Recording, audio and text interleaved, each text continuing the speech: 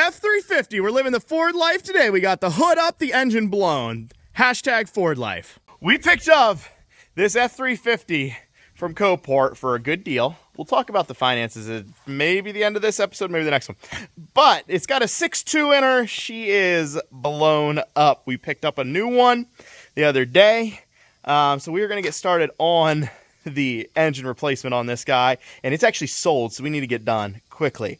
I actually am going to pretty much rush through this thing, so it'll probably be a little bit time-lapse heavy, but we'll get her back up and running. It is a clean truck. If you didn't watch the first video, I'm going to link that up here. Before we tow her into the garage here, just wanted to show we got this bay completely cleaned out. We moved the old box truck over one, which was a smart idea because this is only a half bay over here anyways. But we got her all cleaned up. Need to do some tool organization there up on the workbench. But this will be pretty nice for working. We didn't think we'd need the lift at all for the F-350 because probably just going to remove the whole front end bumper, maybe not bumper, but definitely grill and all that, radiator support and all that stuff so that we can lift her out of there. Think we're going to have an issue?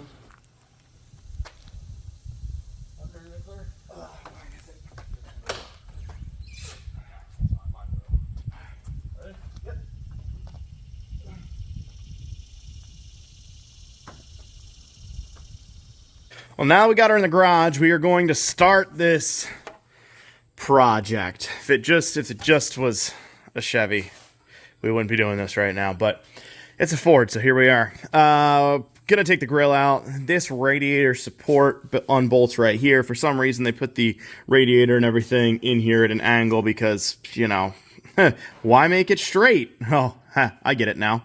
Ford owners. And so, yeah, we're just pull the front end off.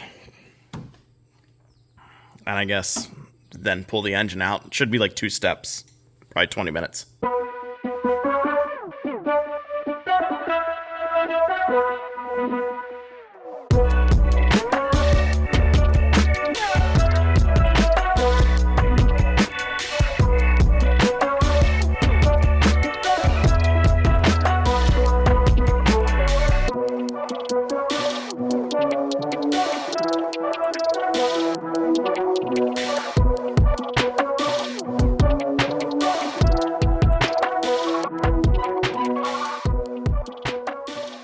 Well, that's how far we got so far. Now, one of the crazy things is this engine actually did run a little bit. You can see, but the valve cover is off.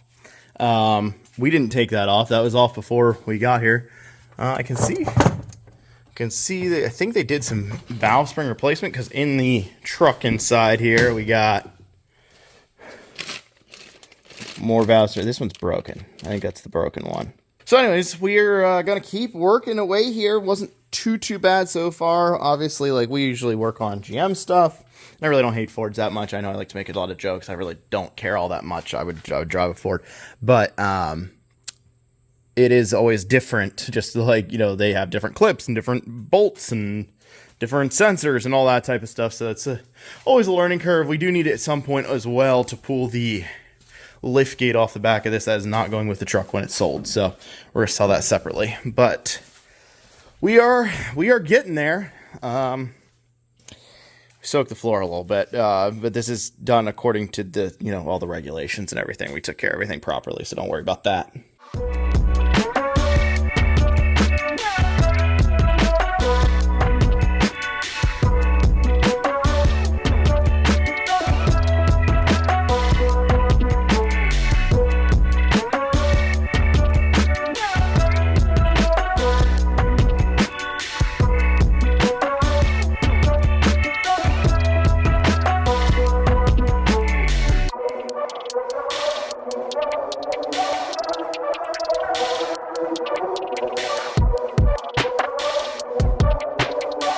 I'm excited to announce that we are there. We are ready for the 6.2 to come out of our old F-350.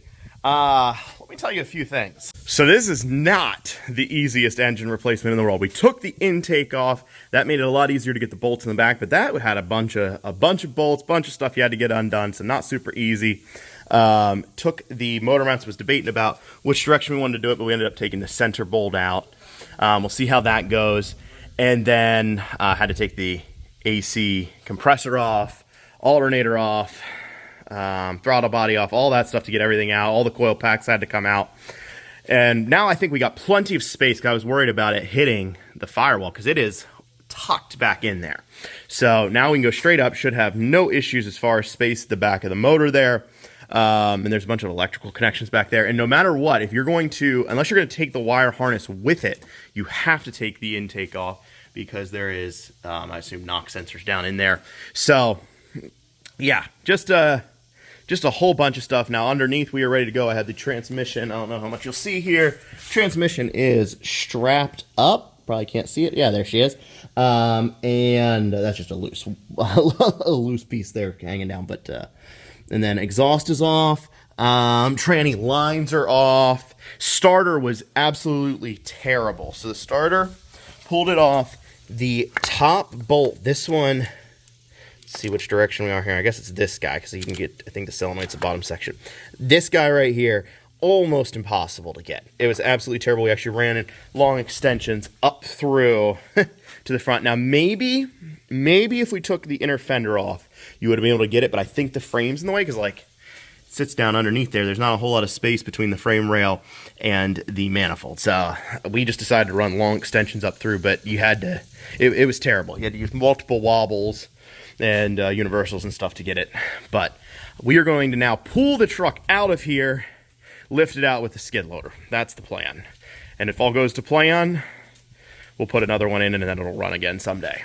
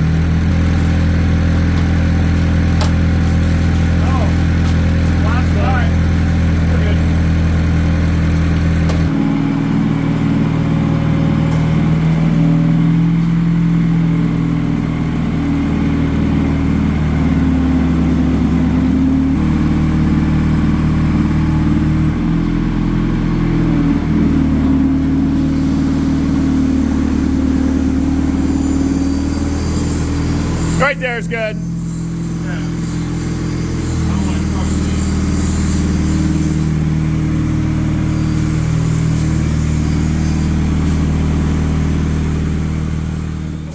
All right, both engines laid out here in the shade, thank goodness. And I'm just gonna have to spend the next little while switching everything over. I got to pull the intake off here. Won't put that in until the engine goes back in, obviously. Going to clean this guy up a little bit. It looks like it may have been from a little bit of a northern truck, so there's just some little bit of rusty stuff on it. So I'm going to try to get that cleaned up as nice as I can. And then Lance is running out right now to go grab 16. I did not realize these were 2 spark plugs per cylinder, but there is. 16 new plugs for this guy so that we can have at least fresh plugs on the thing so nobody has to do that for a while. So that's kind of where we're at. We're going to just keep having our fun here, man.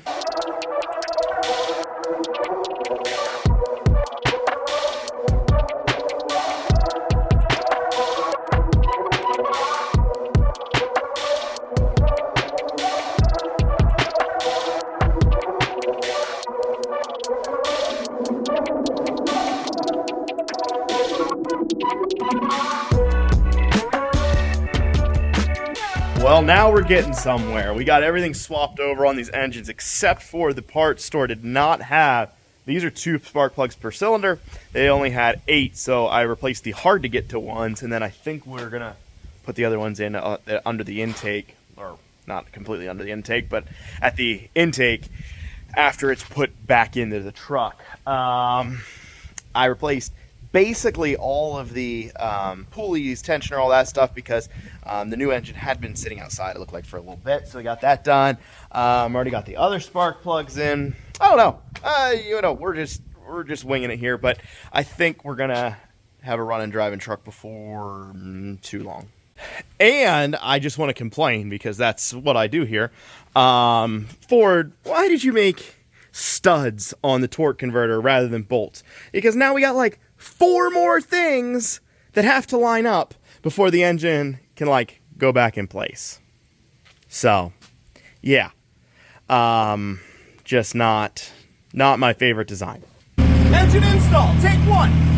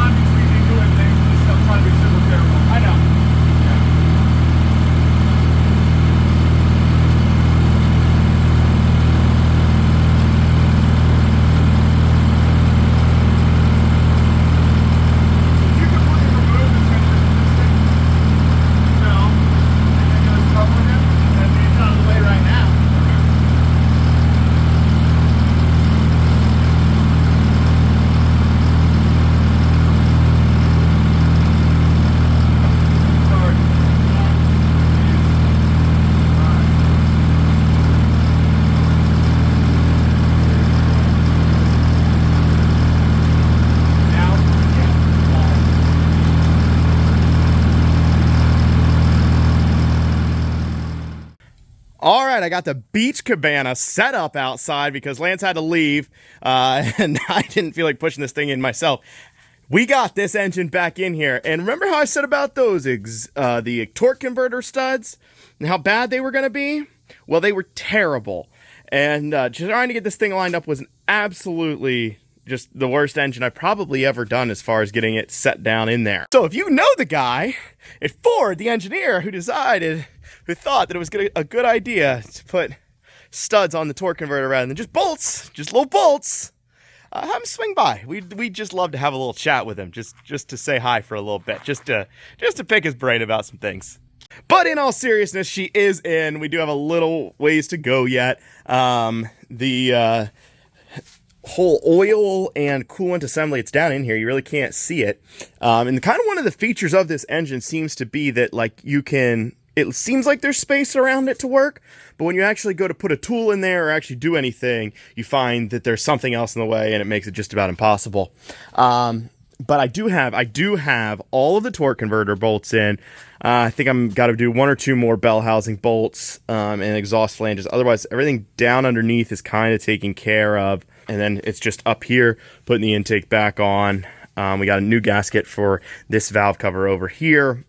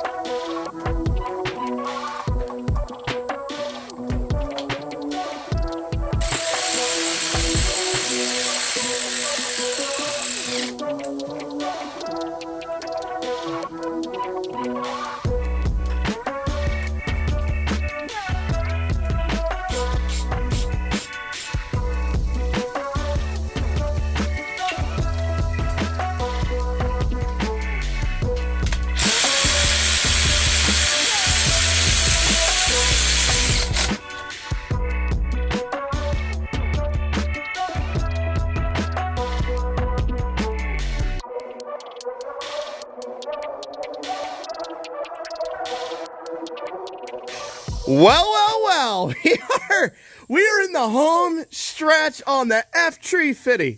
She is pretty much back together, guys. We obviously don't have the hood or grill or headlights, the visual stuff, but Lance is topping off power steering fluid. I'm about to drop some oil in her with a tiny little funnel, about the same size as the hole, and already filled her up with water.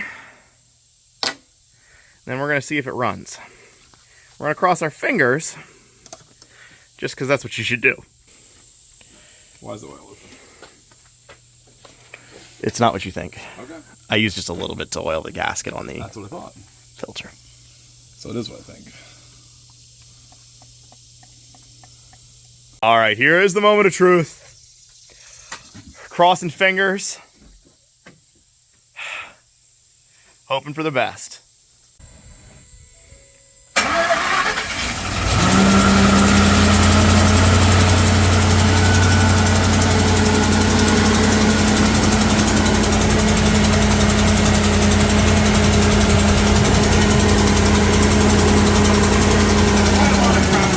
Oh, there is, yeah.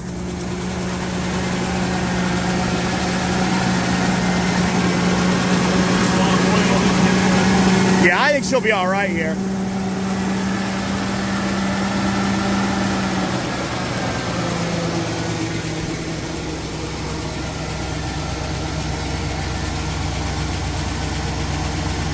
Exhaust leak? I think a little bit, yeah. Little exhaust leak. We had one minor freak out. You guys didn't catch it on camera. She wouldn't move. At some point, the transfer case got knocked into neutral.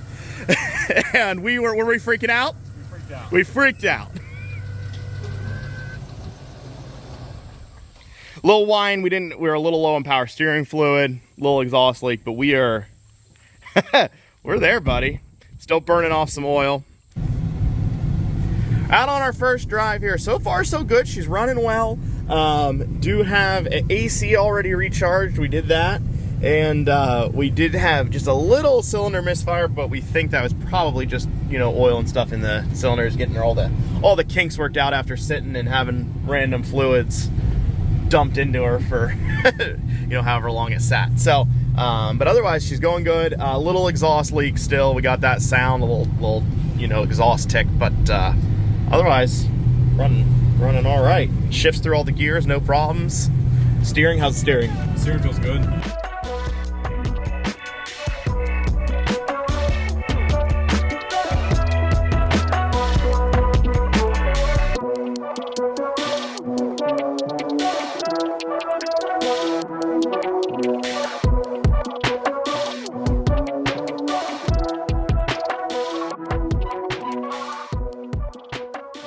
Well, there she is, the final look. We got the lift gate off. We did a little bit of a cleanup.